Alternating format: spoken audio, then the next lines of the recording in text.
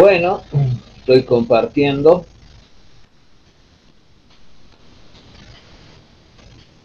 Un momentito, por favor.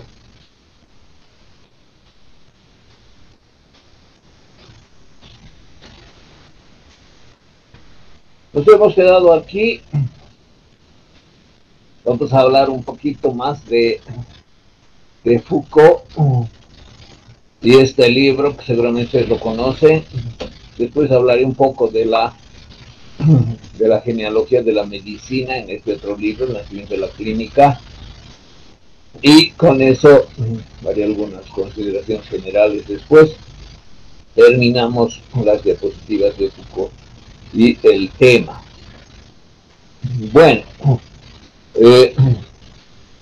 no sé si está cambiando, si ha cambiado o sigue, ha cambiado, ¿no es cierto? Aquí está el libro en formato PDF, que es muy fácil de conseguir. Solamente tienen que poner Visual Sociedad PDF y ya sale esto, porque bueno, yo tengo, pero esta que edición será, me parece muy bien. No dice la edición, pero bueno, he puesto esto para que ustedes vean las fotografías. Espero que estén aquí, ¿no? Sería el colmo que no estén. Aquí están. A ver, aquí están las fotografías del libro, ¿no?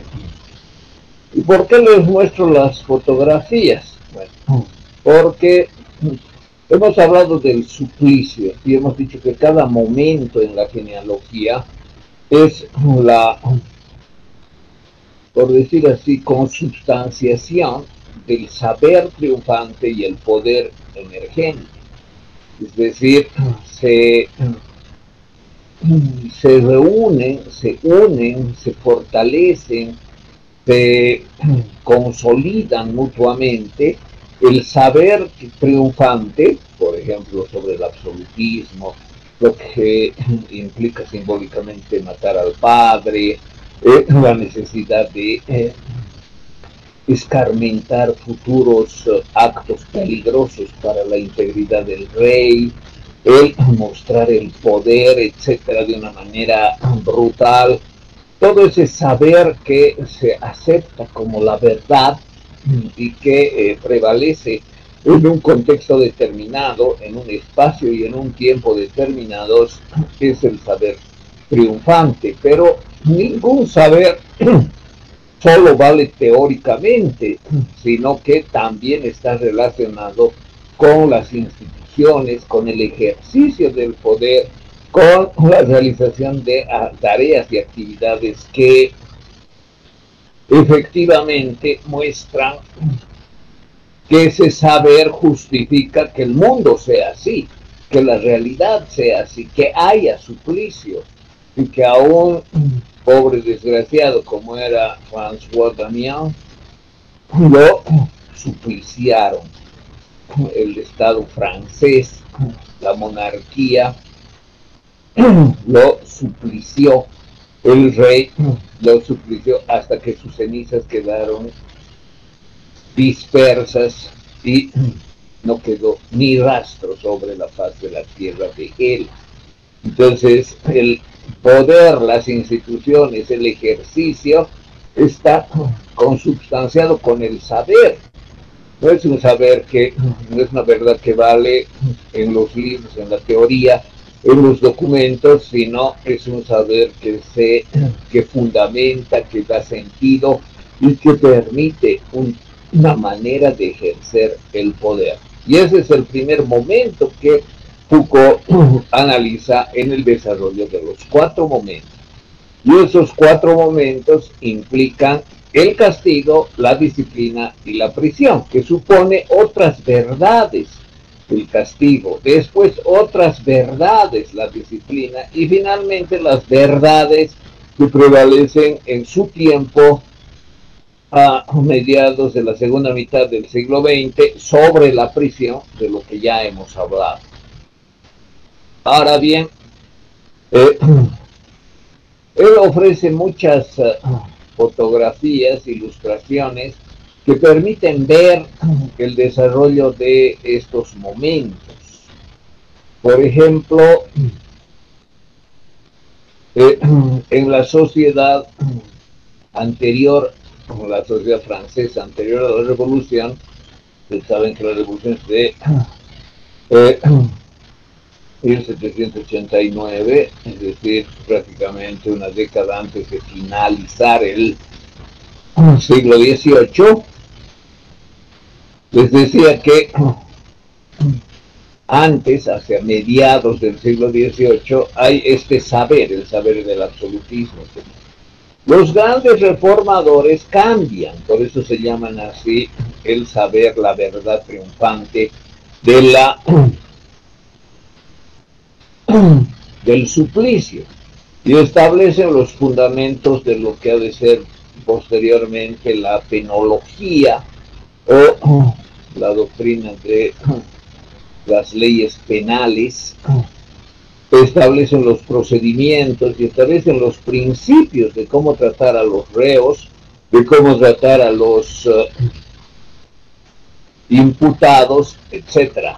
Entonces, este momento, el momento del castigo, supone el final del saber sobre el suplicio y el ejercicio del poder absoluto del rey en este acto de crueldad extrema, como ha sido el suplicio de Damián. ¿Qué han hecho los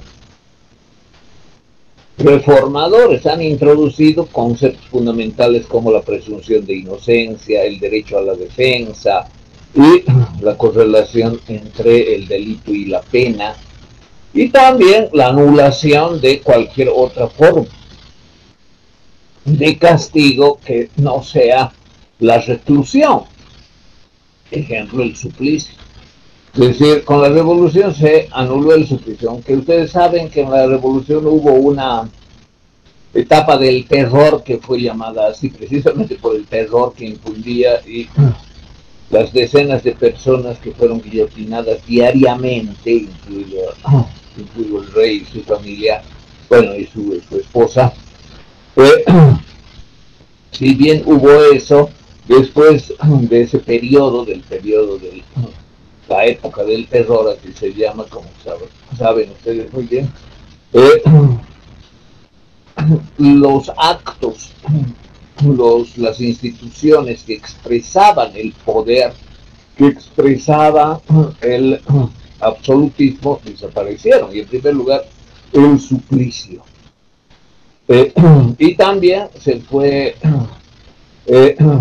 estableciendo lo que después ha de ser la prisión.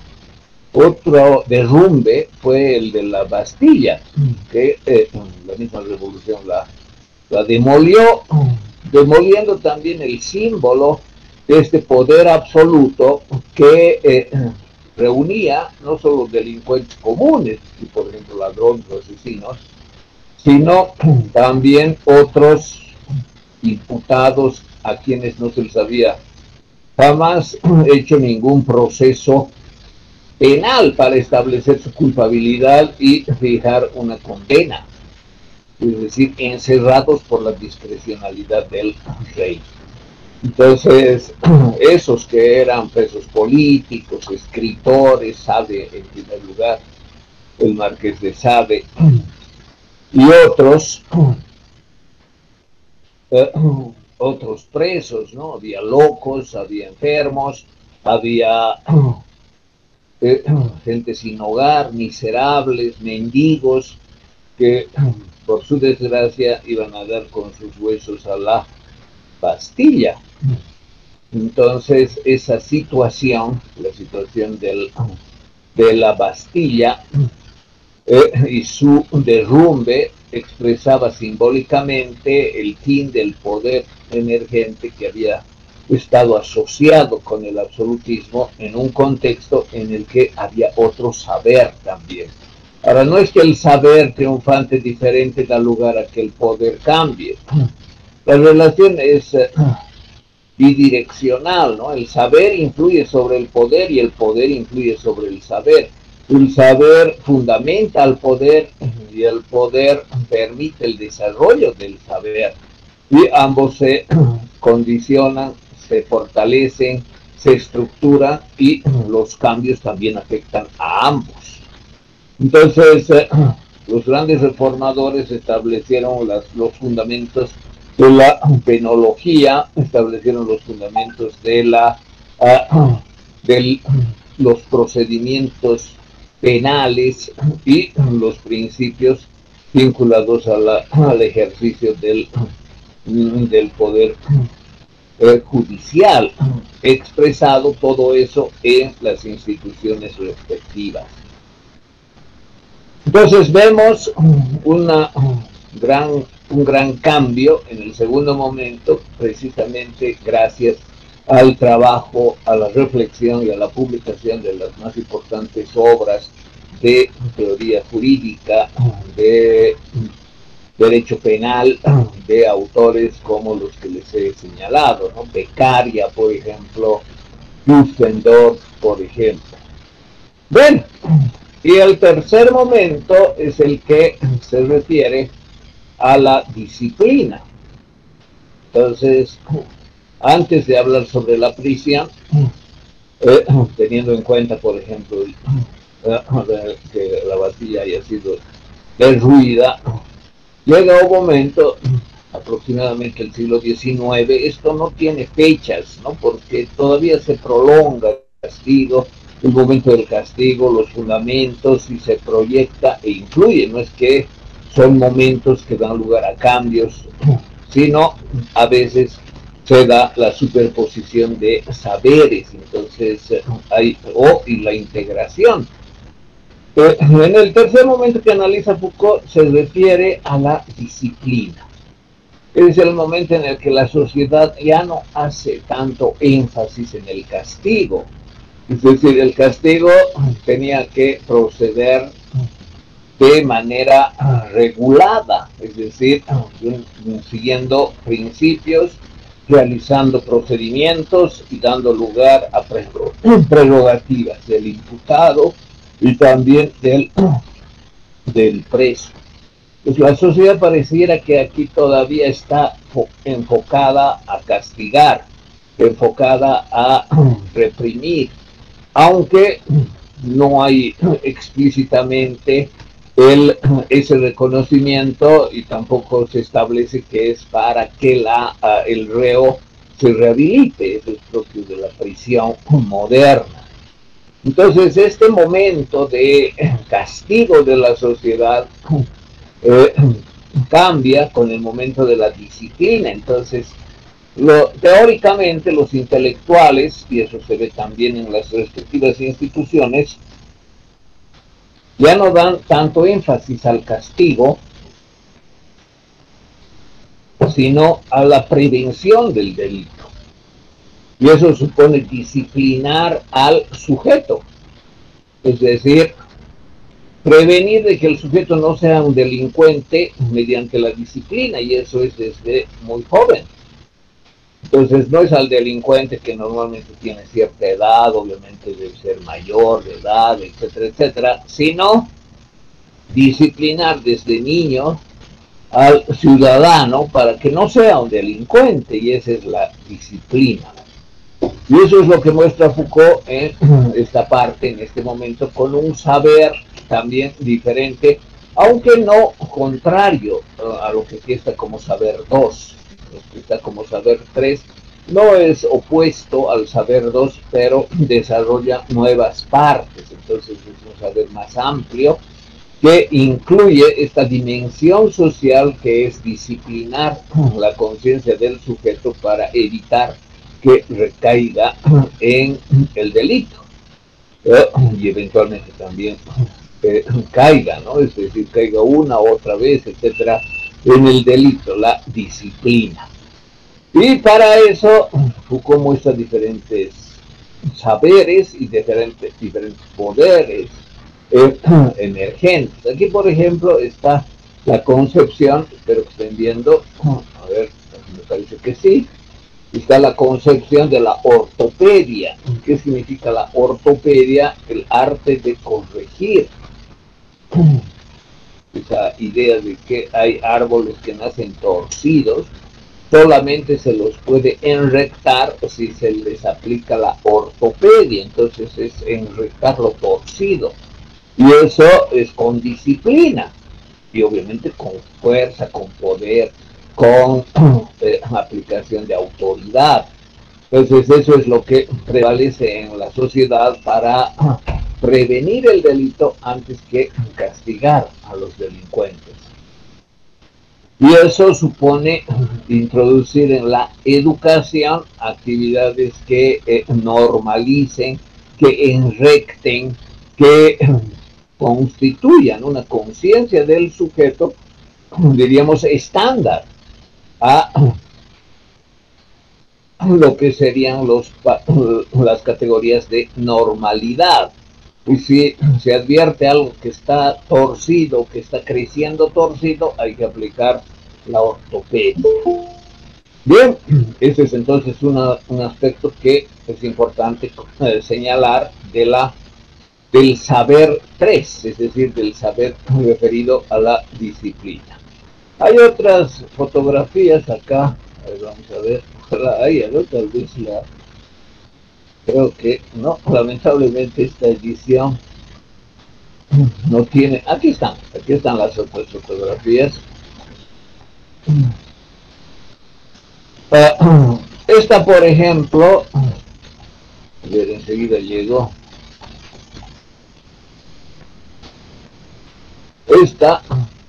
Estas dos, a ver, un poco más pequeña,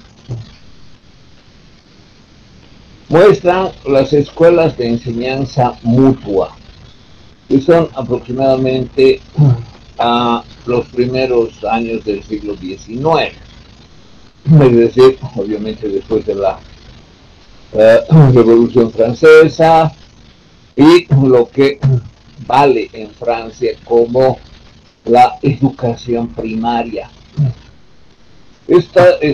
Son grabados que muestran lo que se llama la enseñanza mutua. ¿Y cuál es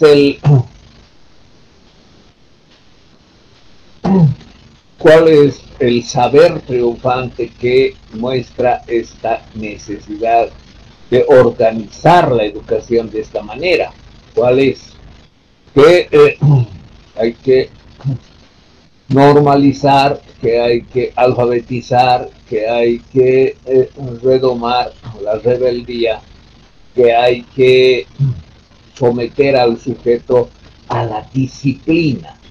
Ese es el principio. Disciplina tiene muchos significados, pero también significa someterse al poder, aceptar la autoridad y someterse a ella. Bueno, entonces, ¿cómo funcionaba esto? Aquí esta es una escuela de enseñanza mutua con estudiantes de diferentes edades y diferentes categorías. Son unos cuantos los que están aprendiendo a leer y hay una gran cantidad de grupos a los que pertenece cada estudiante. Hay, por ejemplo, los que vigilan a los estudiantes. Están los que visitan a los padres de los estudiantes. Están los que vigilan a los vigilantes. Es decir, hay los que vigilan a los estudiantes y los que vigilan a los vigilantes, lo que han llamado aquí los bedeles, ¿no?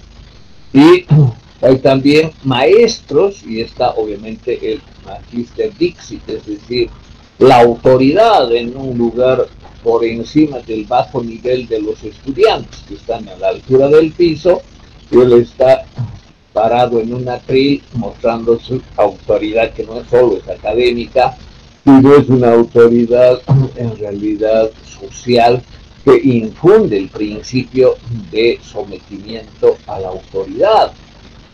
Y esto funciona con la cooperación de varios maestros que están aula gigantesca con a veces más de un centenar de estudiantes y que se reúnen en diferentes categorías y ascienden según van creciendo. Entonces, la escuela es la principal institución que hace que el sujeto internalice el principio de autoridad, la competencia con los pares, el deseo de ascenso de categoría, el cumplimiento de las tareas, que puede ser denunciarlo al compañero. Otros cumplen la tarea de ayudar al compañero a que lea, porque se le está enseñando a leer y se supone que algunos ya saben, pero la mejor forma de repasar y consolidar es enseñar, y ellos también enseñan. Entonces, que haya esta organización, hoy día llamaríamos ayudantes de cátedra, ¿no?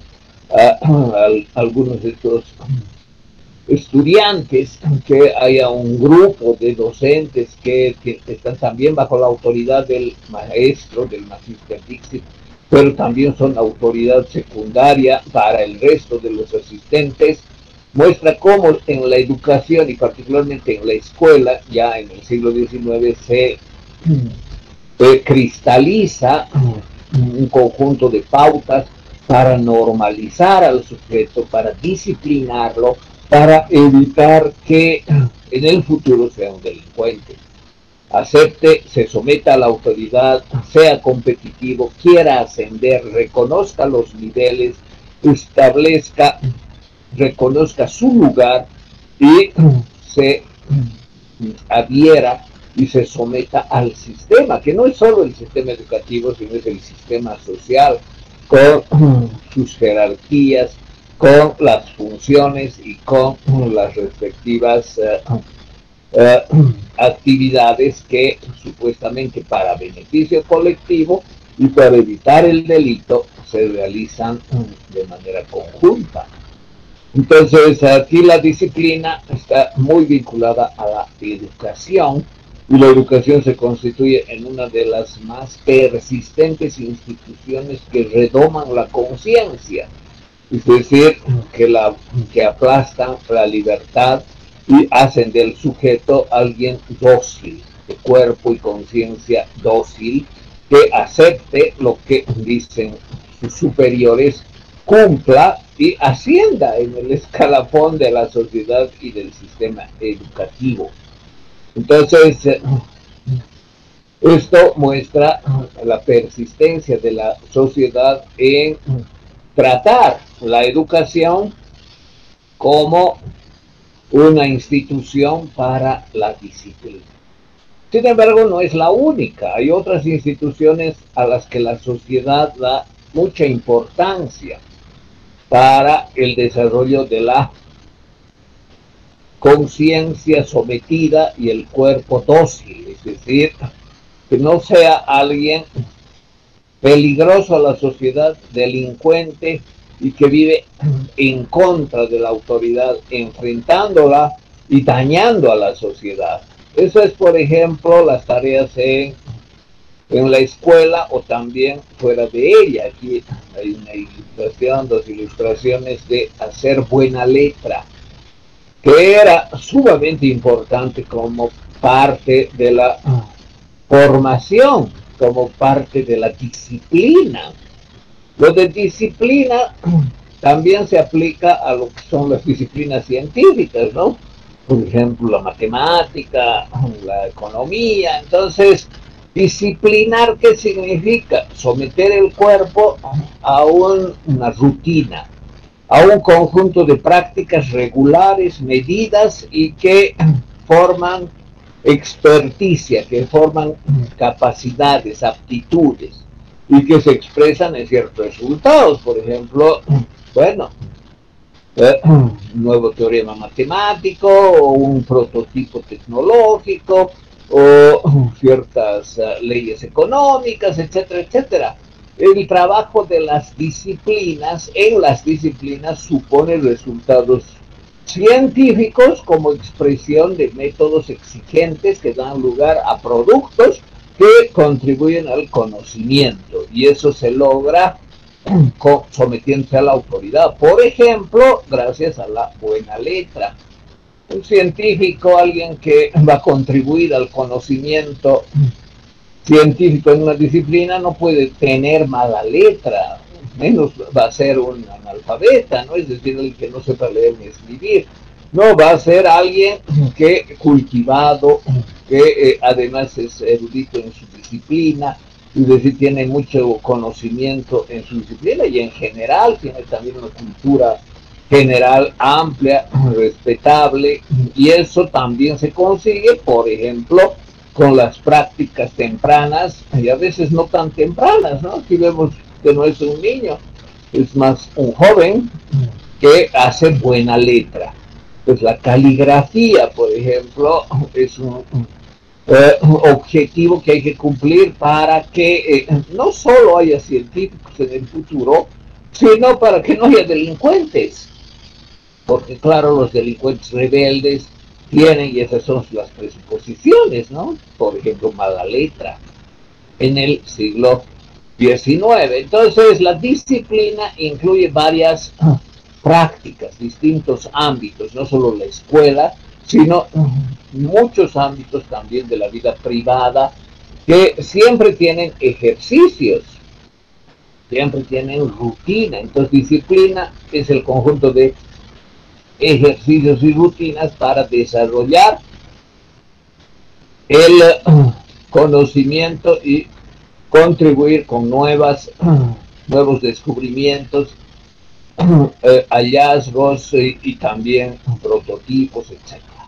Entonces aquí hay algunos ejemplos, y todo eso está fundamentado con posiciones teóricas, ¿no? Aquí hay otras ilustraciones. Por ejemplo, esta, ¿no?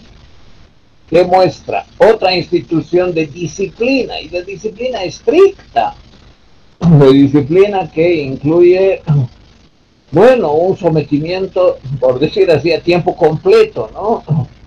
Las horas que uno duerme, en cuánto tiempo se levanta, cómo debe saludar a sus superiores, los ejercicios que debe saber, el uso de ciertos instrumentos como las armas, por ejemplo. Es decir, el cuartel es otra institución que secuestra al individuo, que lo somete a una disciplina muy ruda y que también está claramente jerarquizada, establecidas las funciones y la obediencia que debe el sujeto. Entonces, hay instituciones que secuestran al individuo y le inculcan una manera de ser que es extraordinariamente sometida a la autoridad, al superior, y que en este caso, por ejemplo, implica que no haya ninguna réplica. Ningún subordinado puede replicar al superior, y si lo hace se expone a ser bueno, sancionado drásticamente y eventualmente hasta ser expulsado del cuartel. Ahora, en el cuartel, claro, a veces no son carreras militares, simplemente el servicio militar, que aparece como una forma de disciplina del sujeto para que evite que en el futuro sea un delincuente más, sino una persona sometida al principio de autoridad. Bueno, eso muestran las ilustraciones, como pueden ver. Hay algunas más, aquí no es muy buena la resolución, pero bueno, por lo menos estamos viéndolas, ¿no? Bien, entonces aquí tenemos las características de la disciplina. Hay muchas otras instituciones. Hay algunas que son de secuestro y otras que no son de secuestro. Por ejemplo, la escuela secuestra, pero no a tiempo completo, ¿no? Es decir, la institución más larga que disciplina al sujeto es la escuela. ¿Por qué es la más larga? Porque dura desde el kindergarten hasta el doctorado, ¿no? Que pueden ser hasta 30 años, 25 años, 20 años, depende también, a veces no se cumple regularmente. Pero si contamos, por ejemplo, 2 años de nivel inicial, 6 de primaria, 6 de secundaria, ya tenemos 14, 5 de licenciatura, 19, 2 de maestría, 21, y unos 3 de doctorado, 24, sin contar los tiempos para la tesis que se añaden, ¿no? Por lo menos 3 más. 3 años más después de cada nivel superior, tercer, cuarto nivel. Tercer nivel es la licenciatura, cuarto nivel el posgrado. Entonces son 27 años, con un año para las tesis, que no es mucho. Entonces, fíjense, la escuela, en términos generales, es la institución de más larga disciplina del sujeto, de más larga e incisiva presencia en la existencia del sujeto, que se prolonga la mayor parte de su vida. Es decir, obviamente después va a trabajar, ahora va a trabajar a una oficina, también en la oficina debe disciplinarse, someterse a la autoridad, cumplir lo que le dice su jefe, etcétera, etcétera. Es decir, ya está condicionado para no delinquir, para contribuir, para ser funcional y para ser parte, diríamos, productiva del entorno social en el que vive. Bueno, esa es entonces la disciplina.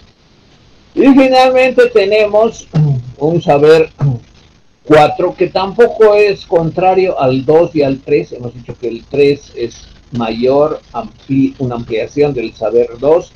El saber 4 también resulta una ampliación del saber 3.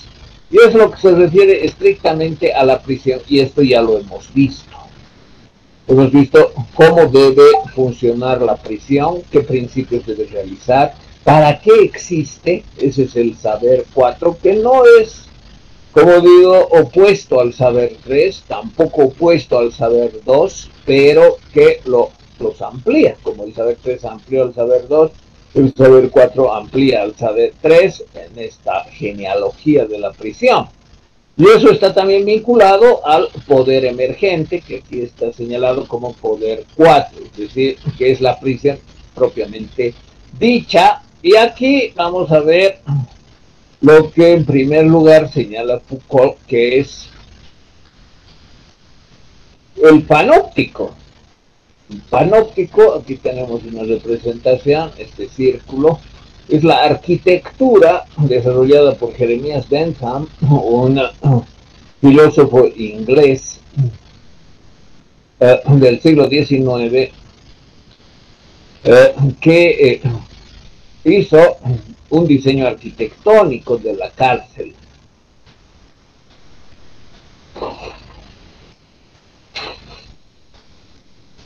Y a ese diseño lo llamó panóptico, que es otro nombre de la cárcel. La cárcel, la prisión, se llama también panóptico. Hoy día se asume como un sinónimo de esa palabra, ese concepto. Pero panóptico también significa pan óptico, es decir, pan, el prefijo pan griego, en griego significa todo, panteísmo, por ejemplo. Y óptico, que es visible, que se puede ver. Entonces, panóptico, la palabra que denota la cárcel, es una palabra que muestra qué es la cárcel, un lugar en que se ve todo. Ahora, ¿se ve todo de quiénes? De los reos, obviamente, no de los guardias, no de las autoridades. Y quienes ven todo de los reos son los guardias, son las autoridades. Entonces, todo es visible para la autoridad, para los guardias que administran la prisión. Y este diseño arquitectónico, en teoría, da lugar a que todo sea panóptico. Estas son las celdas, celdas individuales de los reos, y están distribuidas de tal manera que desde una torre central, desde aquí, se puede ver a cada reo en su celda. Celda, claro, es algo así como célula, ¿no? Es lo elemental. lo básico, lo más pequeño. Y en la celda está el reo cumpliendo la condena que le corresponde por el delito cometido, y eso supone que es vigilado por los guardias, las autoridades de una torre central, que además los reos no saben si tiene muchas personas o no tiene ninguna. Es una torre opaca porque nadie ve, nadie sabe desde las celdas cuánta gente está vigilándolos, pero obviamente se presume que siempre hay varios vigilantes. Entonces el castigo con la privación de libertad supone que nada es privado, se ha aplastado la privacidad, se ha destruido el mundo individual, y los presos tienen que someterse al reglamento del panóptico, que tiene siempre una estructura muy drástica, es decir, horas para comer, horas para dormir, a veces horas para trabajar, y para las tareas y sanciones dentro del mismo panóptico. Por ejemplo, a los revoltosos se los confina o se les aumenta la pena, cosas así. Entonces, el modelo de la cárcel desarrollado por Jeremías Bentham es un modelo que se ha prolongado y que todavía hoy existe, obviamente ya no con las limitaciones, bueno, con las limitaciones del siglo XIX, hoy existen cámaras de vigilancia, existe otra arquitectura, pero siempre el concepto está patente, todo debe ser visible para quienes administran la prisión. ¿De qué? De los reos. Bueno, entonces esto se ha desarrollado en el siglo XIX, implica, fíjense, por ejemplo, aquí hay otros diseños, un grabado que Foucault lo compara, aquí hay otro diseño arquitectónico del panóptico, y aquí lo mismo, y aquí por ejemplo la obligación, aquí está la torre del reo en su celda de rezar, llega un horario en que debe rezar arrodillado, si no lo castigan, pues que lo peguen o lo lleven a un lugar peor que la celda donde está. Entonces, las obligaciones, ¿no? De aquí otro diseño, todos los diseños del panóptico. Aquí hay algo interesante, fíjense, pero no se ve muy claramente aquí. Aquí se ve, ¿no?, la obligación de pasar clases de los reos, de asistir en pequeñas jaulas para que no haya violencia entre ellos ni atenten contra el Magister Dixit. Y el Magister Dixit a todos enseña siempre en su atril, aquí con los guardias vigilando, pero los presos en esta doble institución de disciplina y, bueno, también de castigo, que es la prisión.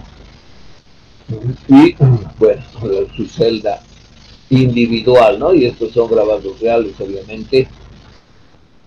Y hay otros más. Bueno, entonces vemos que hay un saber que se ha consolidado en torno a la prisión, que hay prisiones que han emergido, se han construido, funcionan según reglamentos y que tienen como modelo el panoptismo, y que es el cuarto momento que analiza Foucault en la genealogía de la prisión como el que corresponde propiamente a la prisión moderna. Fíjense cuán lejana ha quedado la Bastilla.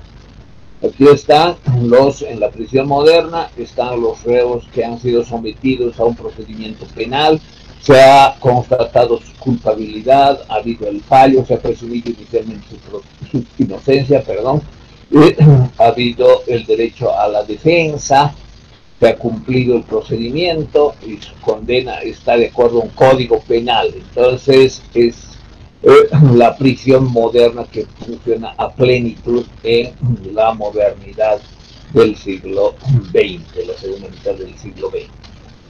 Ahora bien, ya como conclusiones de Foucault, él dice esta prisión que tiene el modelo, por ejemplo, en varias cárceles. Un hablo de Filadelfia, que es una de las primeras ciudades que aprueba un reglamento de la prisión. Entonces no es solo de Francia, ¿no?, sino es de todos los países desarrollados del siglo XX, que tienen este saber triunfante constituido y el poder emergente patente en la institución que es la cárcel.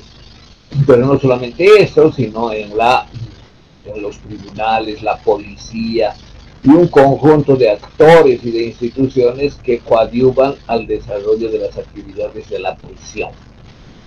Bueno, como conclusiones les decía, Foucault señala que este modelo de la prisión con este saber, este poder, es como una metáfora de la sociedad. Es decir, la sociedad también sería una cárcel, con sus instituciones carcelarias, o llama también un archipiélago carcelario. ¿Qué es un archipiélago? Es un conjunto de islas, ¿no? Entonces, en la sociedad habría varias cárceles, no solo la prisión que está evidenciada aquí, el reglamento, los reos, abogados, guardias, etcétera, etcétera, las celdas, el panoptismo, sino todas las demás instituciones sociales serían cárceles. Algunas veces cárceles que secuestran, por ejemplo la prisión obviamente secuestra, ¿no? Todo el tiempo el reo está dentro y sometido a un régimen disciplinario, aunque pueda salir eventualmente con algún guardia, pero se entiende que está sometido a la privación de libertad de manera continua y por un lapso establecido. Ahora bien, hay otras instituciones de secuestro que son como cárceles, y a veces peor, porque el sujeto, por ejemplo, al sujeto se le administra drogas. Ese es el hospital psiquiátrico, ¿no? El hospital psiquiátrico es como una prisión, e incluso peor, porque al sujeto que se le presume loco se le administra drogas, y eso obviamente deteriora su cuerpo, su voluntad, y en el mismo contexto es posible que enloquezca efectivamente. Entonces hay instituciones de secuestro incluso peores que la prisión. Hay otras que son más, diríamos, suaves, ¿no? Por ejemplo, un reformatorio. Bueno, están los jóvenes recluidos porque han sido rebeldes, no se han sometido a la disciplina, pero están un tiempo, se espera que se reinserten en la vida familiar y social. Un reformatorio tiene muchas prerrogativas, pero también es una institución de secuestro.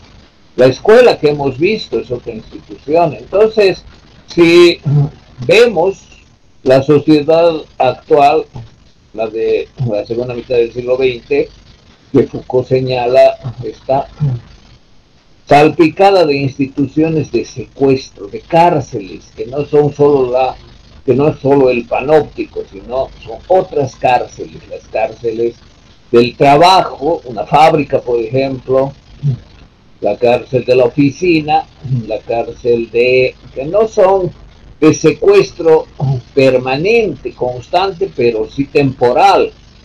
Si yo estoy en la fábrica, tengo que someterme al reglamento de la fábrica, tengo que cumplir lo que dice el capataz. Si yo soy obrero, tengo que alcanzar una determinada productividad, no puedo rebelarme, no puedo insubordinarme, no puedo atentar contra la autoridad.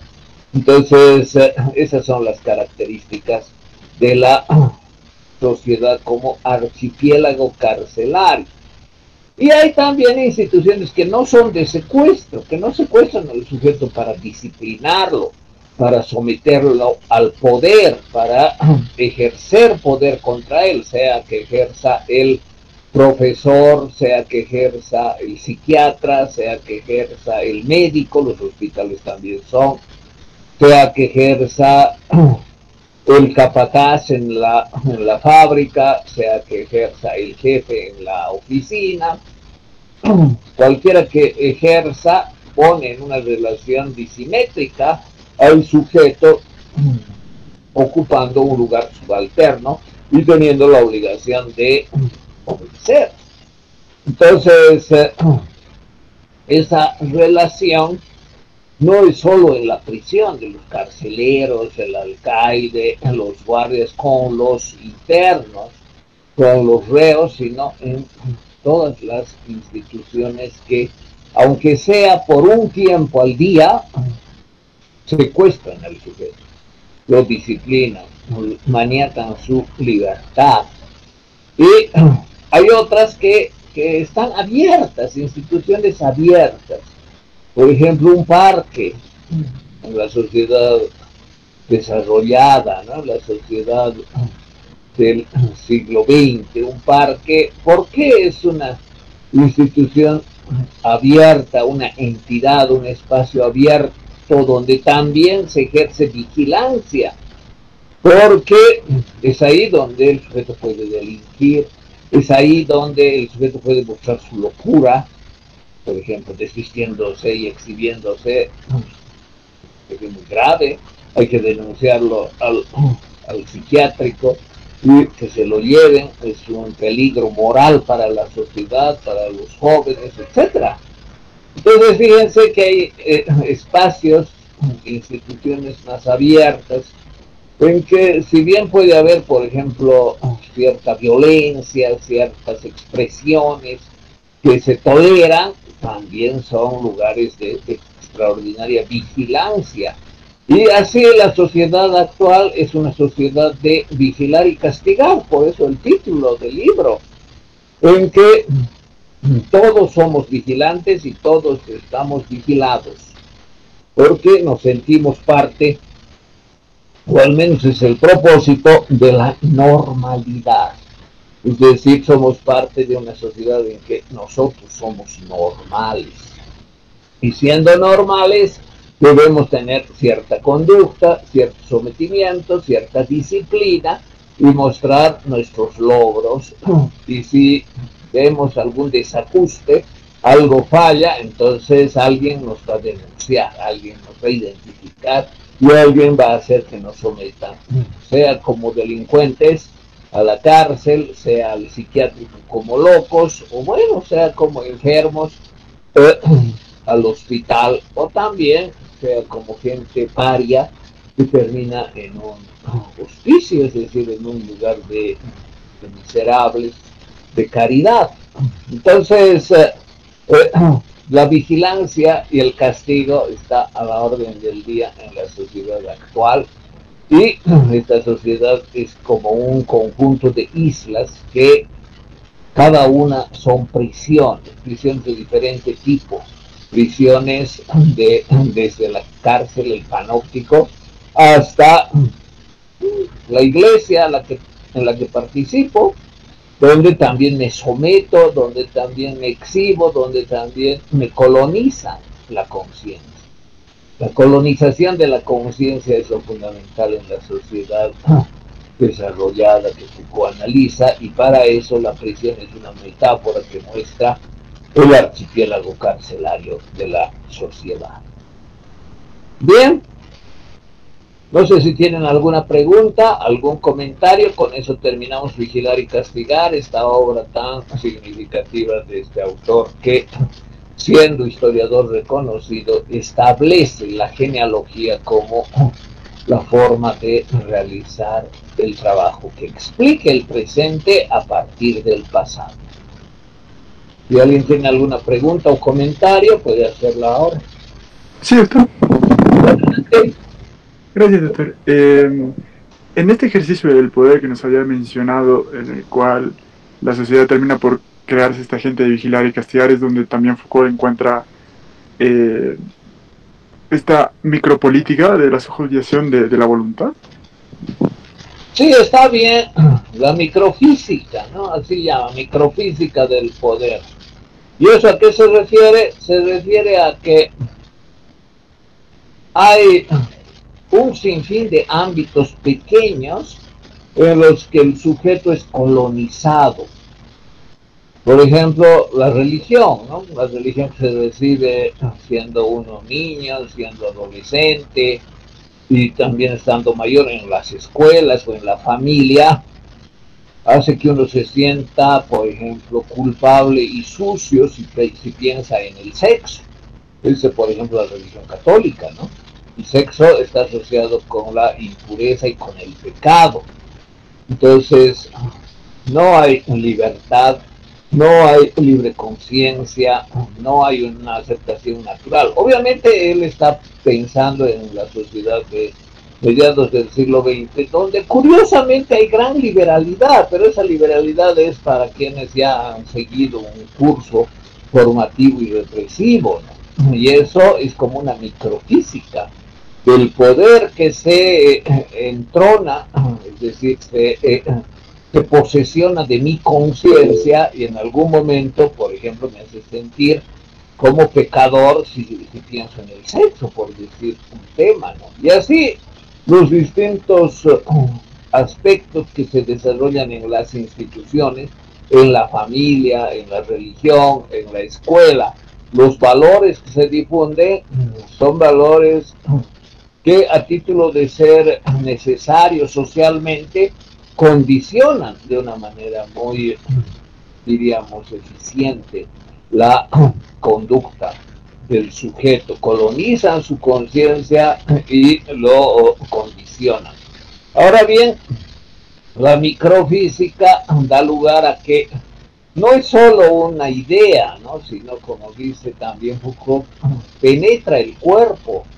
Entonces, tener un cuerpo saludable, por ejemplo, es parte de la microfísica del poder que establece esta idea de que uno debe ser atlético, debe tener buena salud, uno debe esforzarse por tener una buena dieta, etcétera, etcétera. Es decir, contenidos, conceptos que se difunden y que hacen que la persona piense, actúe, quiera de una manera determinada. Ahora es cierto también que en la sociedad moderna que él analiza, él ve algunas paradojas, ¿no? En una sociedad represiva sobre el sexo, por ejemplo, asociándolo con el pecado, hay también gran liberalidad, pero esa liberalidad no significa que una persona sea libre.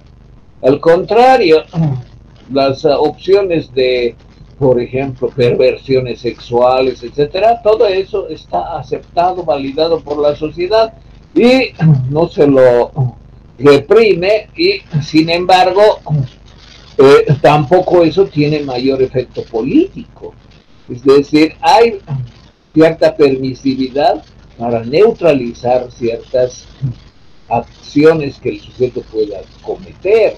Y en ese sentido es crítico de la sociedad porque, aún siendo permisiva, por ejemplo, con relación al sexo, neutraliza esa rebeldía, esa anormalidad que se puede tomar como tal.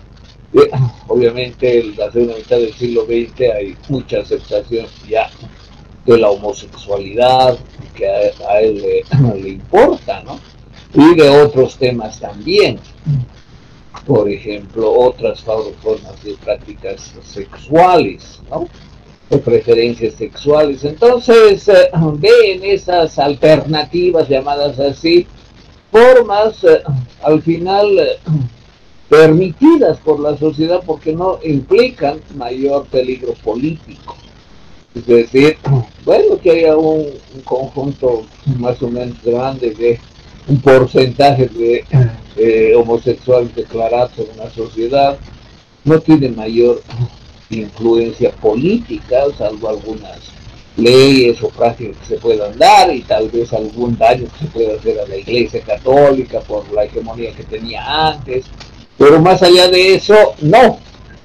Entonces, esa es, por ejemplo, una manera de ejercicio de la microfísica, es decir, aplicar el poder en lo pequeño para que tenga repercusiones en la conducta, en el pensamiento, en la manera de también lo que el sujeto pueda querer. Entonces, eso implica también que penetre el cuerpo, es decir, que el poder no solamente sean ideas, sino que atañen a la vida cotidiana y que condicionen y modelen el cuerpo según las ideas que la misma microfísica practica. Bien, ¿alguna pregunta más? ¿Algún comentario? Doctor, buenos días. Sí, buen día. Quería hacer un comentario y una consulta, entendiendo que esa es una genealogía que aborda el tema de también cómo la sociedad va naturalizando, digamos, ¿no? Este sistema de vigilar. Eh, no sé si el tema de la educación, por ejemplo, si planteaba Foucault alguna solución, no sé si solución, pero alguna alternativa para romper este círculo de vigilar.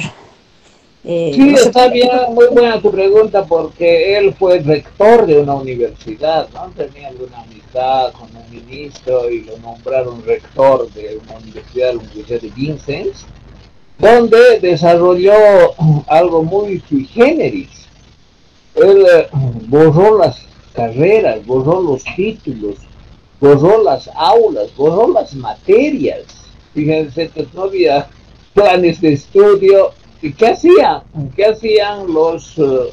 Bueno, tampoco se diferenciaba mucho el docente del estudiante, asistía a un lugar, se reunían casualmente, se ponían a hablar lo que se les ocurra, sobre lo que les interesaba y sobre la situación en la que estaban, o sea, una situación, diríamos, una institución totalmente atípica, porque lo que caracteriza a la educación es, bueno, el nivel. Si es educación terciaria, obviamente debe terminar con un título. ¿Y el título para qué es? El título licencia. ¿Qué quiere decir licencia? Les da permiso. ¿Para qué? Para ejercer cierta práctica. Por ejemplo, ser abogado, o ser médico, o cualquier otra práctica. Esa es la licenciatura. ¿Y eso qué significa? Haber tenido competencia, haber adquirido competencia aprobando ciertos contenidos, ciertas materias, cierto conjunto que es básico. Entonces, que yo sea médico general significa que tengo ciertos conocimientos, he aprobado muchas materias y que por lo tanto la universidad me ha licenciado para que yo pueda ejercer como tal. Pero en una universidad que no tiene títulos, no tiene materias, no tiene carreras, no tiene aulas, y que todos concurran, bueno, entonces, ¿qué hacemos al final? Damos un título de todólogos, algo así, a los que estén, no sé, asistiendo a las reuniones cierto tiempo. No hubo ninguna respuesta satisfactoria y después de poco tiempo, creo que duró menos de 2 años, esta universidad se cerró, porque obviamente estaba al margen de la normativa, estructura y sentido social que tiene una institución educativa, que es de las más regladas, es decir, la que tiene una gran cantidad de normas, no solo académicas, ¿no?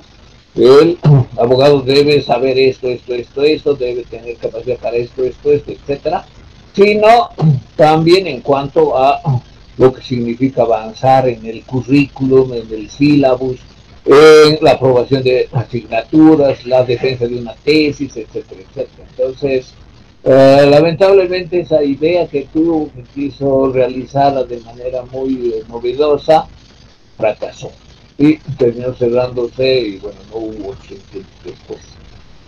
Antonio, ¿qué dices? ¿Estás levantando la mano? Tenemos 10 minutos todavía. Gracias, doctor. Yo tengo una pregunta bien específica. Si Foucault propone en su obra, ¿qué pasa en el caso de que algún niño falle en la educación o de que algún reo falle en su rehabilitación, ¿no? ¿Qué pasaría con esas personas? Gracias. Bueno, la rehabilitación es más teórica que real, ¿no?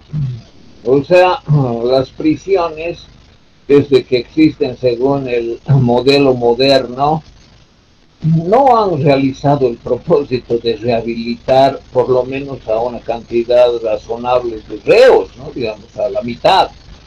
Al contrario, algunos evidentemente se rehabilitan, ¿no? Pero es siempre minoritario.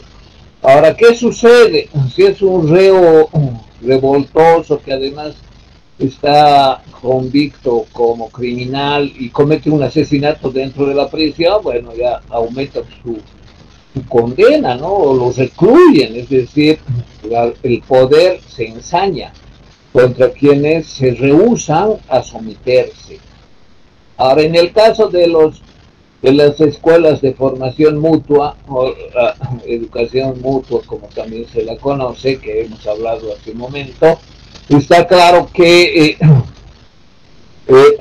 alguien que no, por ejemplo, que lee con zumbido, eso deben detectar los admonitores, ¿no? Los admonitores son unos cuantos en el aula, son los que escuchan, aguzan el oído, y, está leyendo con zumbido, ¿no?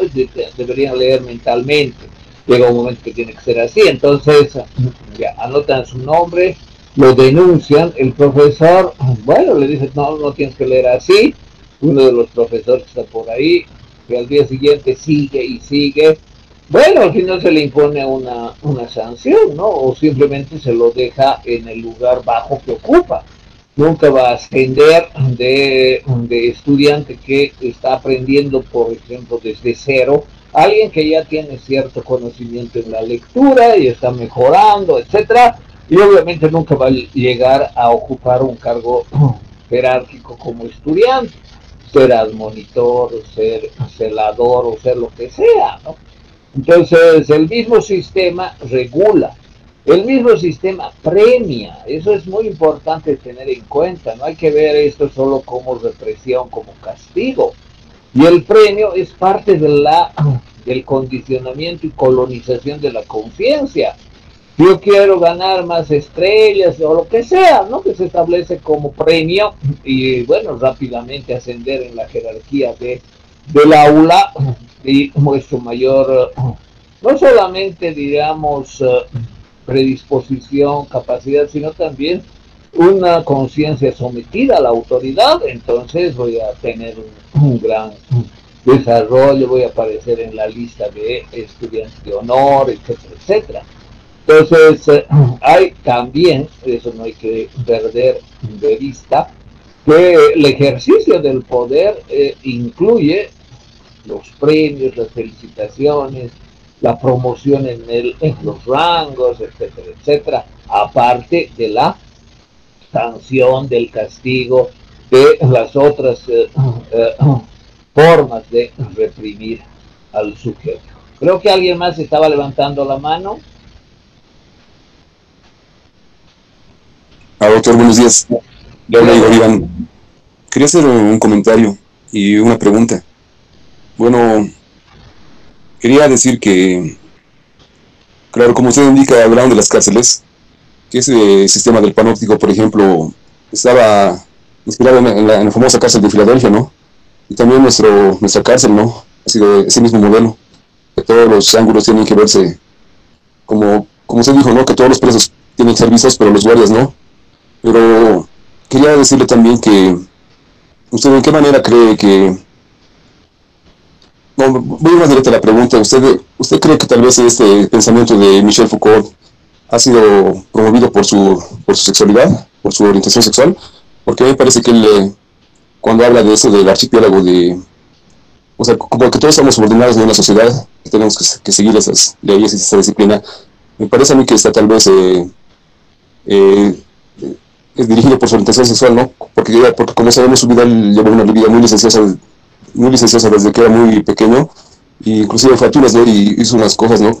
Entonces todos somos eso, y a mí me parece tal vez que eso va orientado, ¿no?, su pensamiento por eso. Tal vez él no conocía los límites, ¿no? Me parece algo así. Entonces eso quería preguntarle, su orientación sexual, obvio que influye, ¿no?, en su... Pero eso quería preguntarle, tal vez él quiere ir más allá, ¿no? Y él no quiere encontrar los límites. Porque para mí, obvio que hay cosas, tal vez hay disciplina mala y disciplina buena, ¿no? Y voy a poner un ejemplo, porque, por ejemplo, para mí el cuartel y no he salido, digamos, incluso del premilitar no he salido. Pero no he vuelto a meter, ¿no? Obvio que acabado. Pero luego he tenido la disciplina, por ejemplo, cuando he entrado a clases de karate, ¿no? De joven, he tenido que la disciplina igual se aprende, o sea, de otra manera, ¿no? Y como usted dice, igual aprendes todo. Pero eso quería preguntarle, ¿no? Acerca del pensamiento de Michel Foucault. ¿Por qué habla de, tal vez, está dirigido por su orientación sexual? Porque me parece que él, tal vez no conocía un poco los límites, ¿no? Eso quería preguntarle. Está bien lo que preguntas, aunque yo he respondido cuando veíamos esta diapositiva, ¿no? Hemos visto los objetos de estudio que le ocupan varios libros a Foucault. Y este objeto de estudio, que es la sexualidad, obviamente le incumbe a él. Y he dicho también que 12 años terminó en redactar los 3 tomos que se publicaron en vida, pero escribió muchos más que los destruyó, que no le satisficieron. Entonces escribía un tomo sobre la historia de la sexualidad, así se llama, historia de la sexualidad. No le satisfizo, lo destruyó porque no solo quería hacer un trabajo académico, sino algo que le explique a él su preferencia sexual.